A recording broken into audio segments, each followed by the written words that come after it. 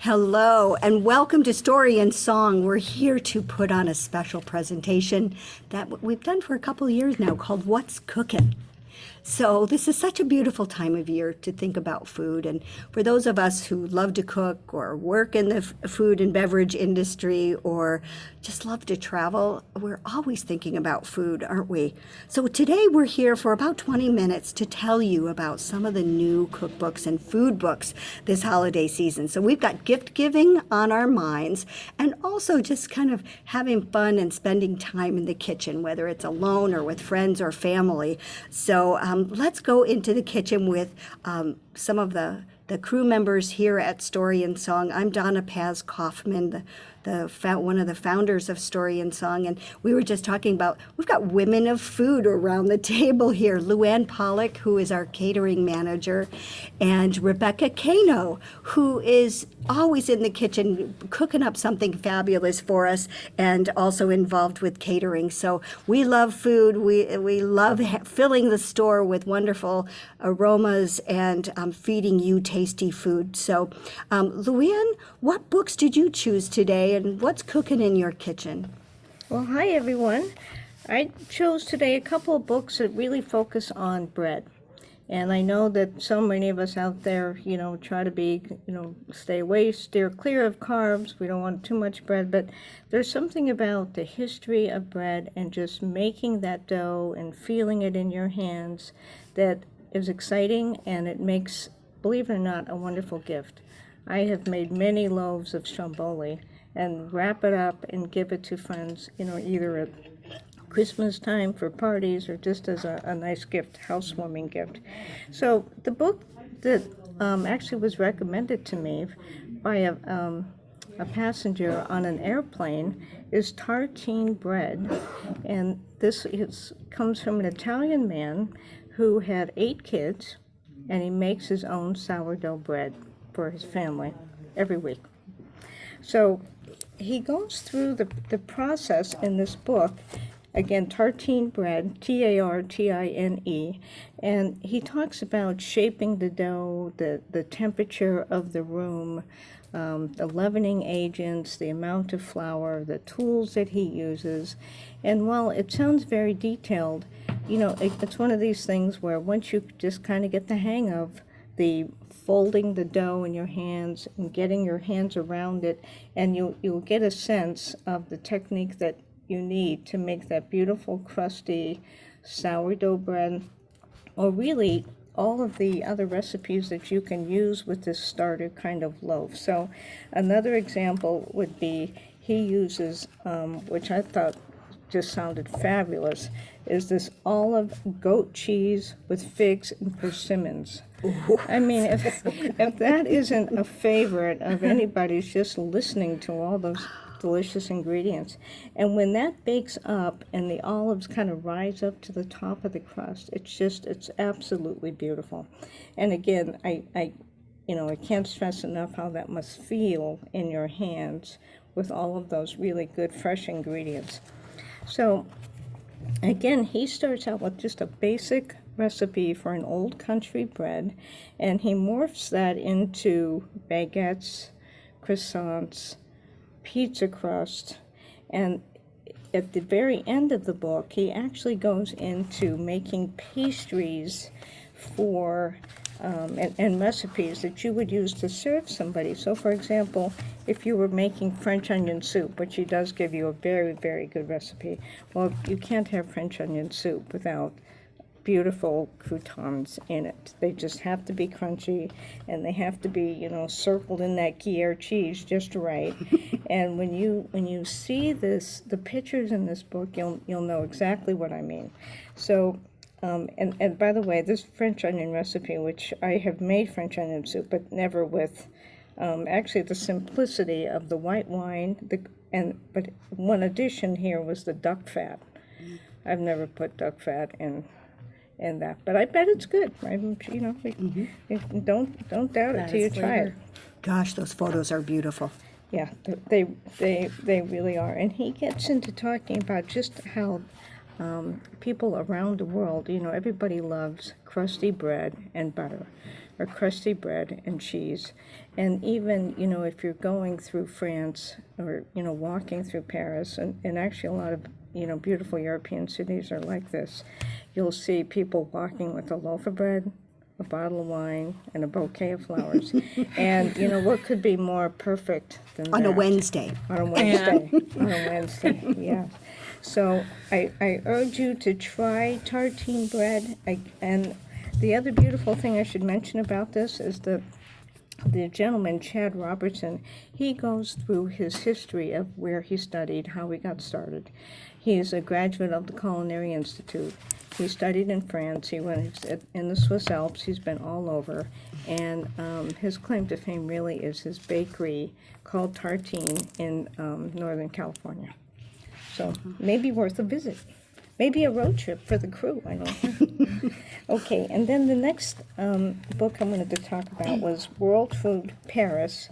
And this book does have a lot of information as well about bread and the uses of bread in many different, like for charcuterie boards and on for, people with different passions. But in particular, what's unique about this book, I think, is, again, because it's from World Food Paris, so thinking about how the French eat and what makes them so different from what we think about in every day. So the pictures in this book, if you're interested in just looking for some beautiful ways to set up charcuterie boards with different cheeses, salami, olives, he throws in some wild asparagus, sardines.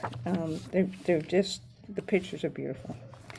And they're easy to follow.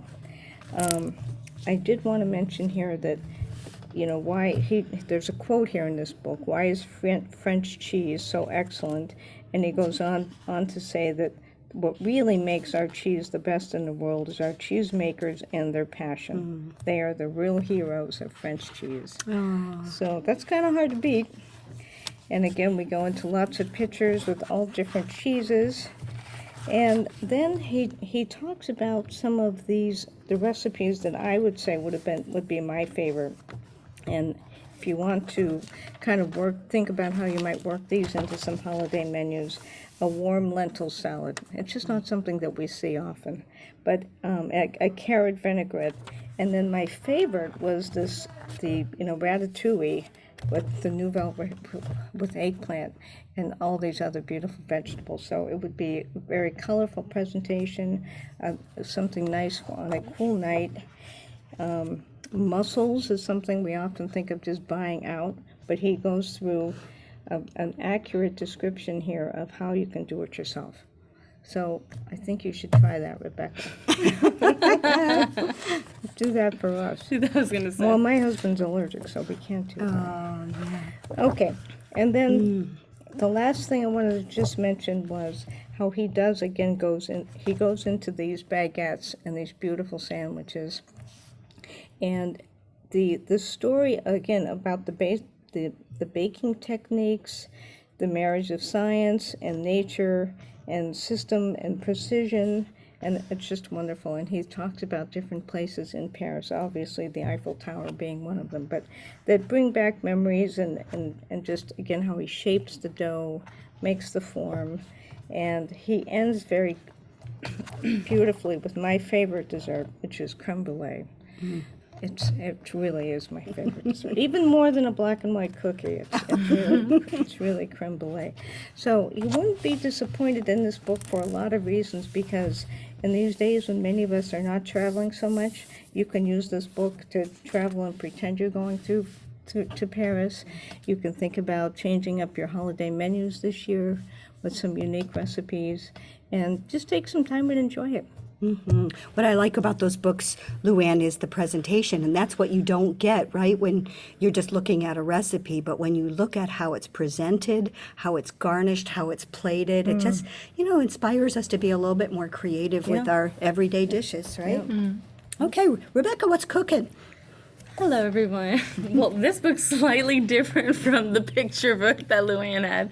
So this is Cooking at Home by David Chang, and Priya Krishna is co-writer.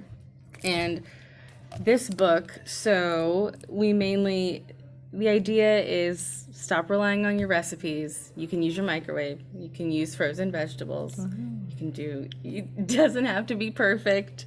You can taste your way through a recipe. He talks about how his mother and his grandmother have never followed a recipe. They never will.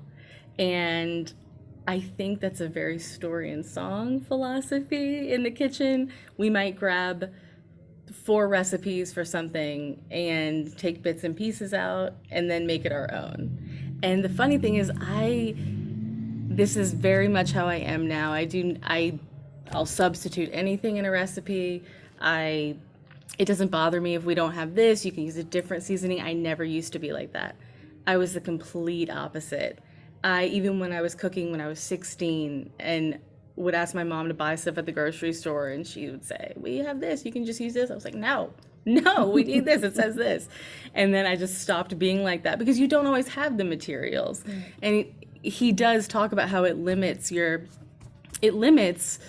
what you can make because you only have so much. Not everyone has some truffle something in their pantry or anything like that.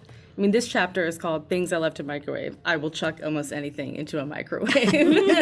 So, and his co-author, Priya Krishna, she mentions how she was trying to keep up with him and she was trying to watch him cook and learn the recipes as they went. And she would ask him, okay, how much salt did you put in that? How much, tomato paste? And he was like, I don't know. I'm just tasting, I'm just kind of tasting my way through it.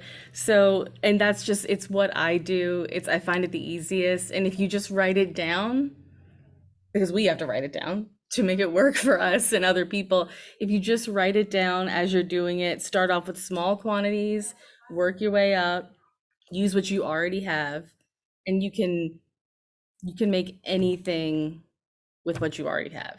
That's a big part of this book. It's more information.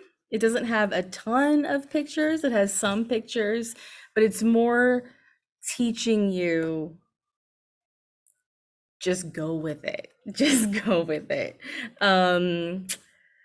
Let's see. He is also the author of How to Eat a Peach. Oh. Yeah, that's a memoir. He has quite a few restaurants. He's got a lot of things going on, so he's a pretty talented guy. But I do like this book as a gift because not everyone, I think it can be intimidating to cook if you don't really have the knack for it or if you don't think you do. But if you're reading a recipe that's just kind of toss a little bit of garlic and see if you like how it tastes. Toss a little bit of salt, then see if see if that's right to you. I like that, and I think other people would like that too. It's almost like not a workbook, but it's like kind of like a textbook. That's what it reminds me of, but in a fun way. So I do really like this book. How refreshing to Very. have a different way of approaching food rather than so linear and so measured. Exactly. I've never come across a cookbook like this, and I really, really enjoy it. I really do. So this is how to be, I'm sorry, what is it called? Cooking at Home, or How I Learned to Stop Worrying About Recipes and Love My Microwave. So the next book we have is Cookin, Louisiana, Kevin Belton. He and his wife wrote this book. So the subtitle is Flavors from the Parishes of the Pelican State. And one of the reasons I like this book so much is it's not purely New Orleans. I am from a suburb of New Orleans, and even I think that gets old and cliche. So this goes through, because we don't have counties in Louisiana, we have parishes. So it goes through every single parish and all of the pictures in here are beautiful. All of the different, he kind of crisscrosses all over Louisiana to the different parishes so that you get a full idea of what this region cooks and what this region uses and because Louisiana is kind of divided up into 5 separate parts. It's not, I don't know a lot of the foods from the Shreveport area, stuff like that. I don't know, because that's very Texas influence, stuff like that. So, and I was in the southeast corner, Shreveport's up at the top. Even in Cajun country, which is to the west of New Orleans, I don't really know that, I don't really know those foods. And everybody kind of lumps them together. But this spreads it apart and teaches you the differences, teaches you where they're from. I mean, this is Creole BLT cheesecake. It's crazy.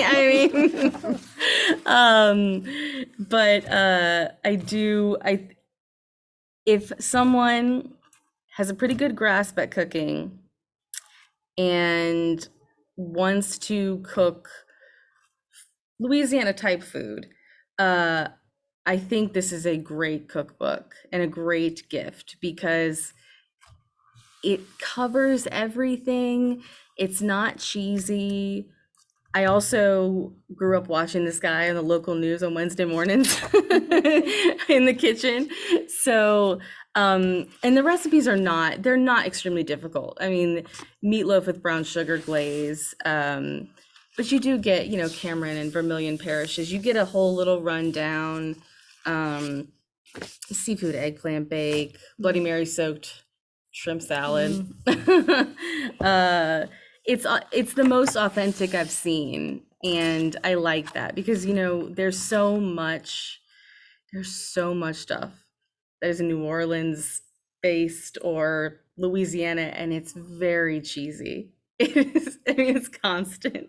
It's very cheesy, but there's nothing cheesy about this to me. He's from Louisiana. He went to high school with my dad, which is pretty cool. Yeah, I really did enjoy this book. And honestly, I do like a cookbook that almost reads as a novel where you get a little bit of information first, but this one just goes right into the recipe.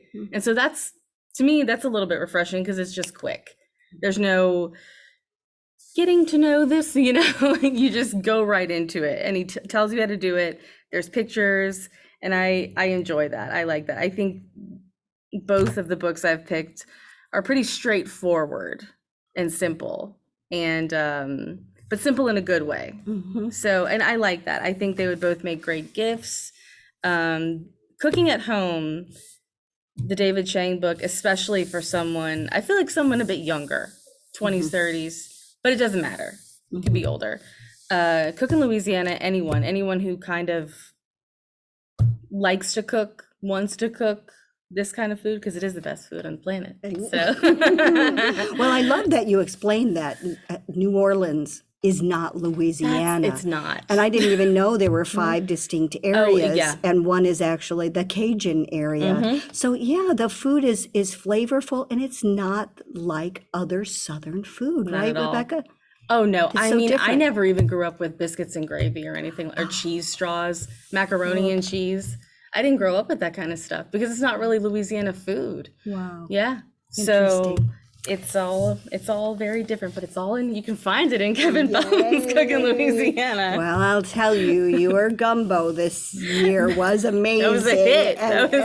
And I could see the blending of those 2 cookbooks and what you created with that soup subscription, because it was Very kind of true. like a recipe, but you improvised and made it your own. That was delicious. Everybody loved that soup.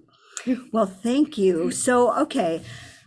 I feel like you guys have been so elegant with your presentations, and what I've got is kind of kitsch, actually. So I'm going to tell you that my selections are for anyone who loves to travel and finds themselves gravitating to farmers markets, lingering in local cafes and bakeries, and maybe even like Mark and I, we go into the corner markets to see what's on the shelves. Sometimes we do little picnics and grab some food that we can just sit at a park and eat. So what do the locals eat, and how do they eat, and what does their packaging look like? So I'm going to approach this from a travel perspective, because I think we really missed not being able to just go and explore. So let's do that through some books this holiday season. So there are some big, amazingly bigger, larger than life books out. One is called Let's Eat France and the other is Let's Eat Italy. And these guys are amazing. Let's Eat France has 1,250 specialty foods, 375 iconic, truly French recipes, 350 different topics, 260 personalities, including our own Julia Child, plus hundreds of maps and charts and tricks and tips for cooking. So this is written by a food journalist who lives in Paris, and his name is Francois Régis Gaudry. And this book is, I mean, it would take up half of your coffee table. They really, truly, physically are large books. So you sit down with them like you would an encyclopedia, and you just take it in the middle and you go from there. And it's one of those pick it up and put it down kind of books. So you'll read stories, you'll see photos, you'll read history about foods, and you'll get some classic recipes. So here are some of the things that I liked about this book. Famous French cheeses by region. You get the picture of the cheese, you get to see it sliced, and then they talk about what makes it different. A chart of wines and wine packaging, which I've never, ever really seen. There is a family tree of French sauces. Now, is that not, when I think of the French and their culture and how important food is, and that white cream sauce, their sauces are everything. So it's like a family tree of sauces. You've got to go look that up. So it was really nice to see Julia Child, our own Julia, American chef, who fell in love with French cooking and then brought it back to the United States to help us all elevate the Jell-O and SpaghettiOs and all the things that Captain Crunch for breakfast, she helped us see a different way of eating and a different culture. And so it was really beautiful to see her profiled. On a 2-page spread, you might see 12 different topics. I mean, it really is that chunky and chock full. For the Italy book, it's the same format, it's the same approach. It's the same wonderful experience, except you're going to go to travel Italy and experience the region's unique food ways, food cultures, food products. And just like the French, I think there must be a real rivalry in Europe, right, between the French and the Italians when it comes to just the food and community and family, for sure. So if you have missed travel, if you have somebody in your family who loves to travel and who loves food, the Let's Eat books are really a good bargain for that chunky big book. Now, this other book that I've chosen is really kind of funky. And so it's called Gastro Obscura, A Food Adventurer's Guide. And it's by Cicely Wong and Dylan Thuris, and this comes from Workman Publishers. If you know Workman, you know that they do amazing photography, and their books are beautifully produced. You're going to wander around the world in this book. It goes alphabetically by country. So if you've never been to Azerbaijan and you never plan on going there, you can still visit in the pages of this book and find out their unique food ways. So you'll find that looking into our common interest in food is the gateway to stories about science and art and cultural traditions. So it's not, but I have a caution for you. It's not a book for everybody. And some of the books, some of the recipes and foods you would never want to touch, you would never want to eat. So there's some pretty weird stuff out there in the world. But nonetheless, it's fascinating. And here's just a few snippets of some of the things that are just interesting, fun, and weird. Did you know that the International Collection of Sourdough Starters is based in Belgium? That champagne was once considered an energy drink? Did you know that do you know what people around the world put on their hot dogs? That one is especially entertaining. And Connor, Iceland is part of that. Take a look at a photo of this beautiful banquet hall in what's called the Nobel Prize Banquet Hall. And when the awards are given, this is the dining experience that everybody has. And then you'll see gorgeous glass lollipops from Japan that are in the shape of these fish. and you'll think you've never seen anything, any sugar sculpture so beautiful. And consider what's cooking at Buddhist temples. If you lived in a Buddhist temple, what would you eat? And in the United States, we have the world's only hot pepper school, and that's in New Mexico. And I'll end on this, and that's why I feel like I'm a bottom feeder here, but it says there's even a roadkill cook-off in West Virginia. So there's something for everyone. So it's unique, it's entertaining, and it makes a really fun gift. And before we close today, we're running a little bit late, but on Friday, we have a special guest coming from Savannah. It's Cheryl Day from Back in the Day Bakery. It's an iconic bakery in Savannah. She has a new cookbook by Workman, and it's Cheryl Day's Treasury of Southern Baking. She's looking back and she's looking forward at baking. She looks back to her family, her mother especially, and the enslaved people in her family, and how that food and the food traditions carried throughout time. She's got fabulous photos and lots of recipes.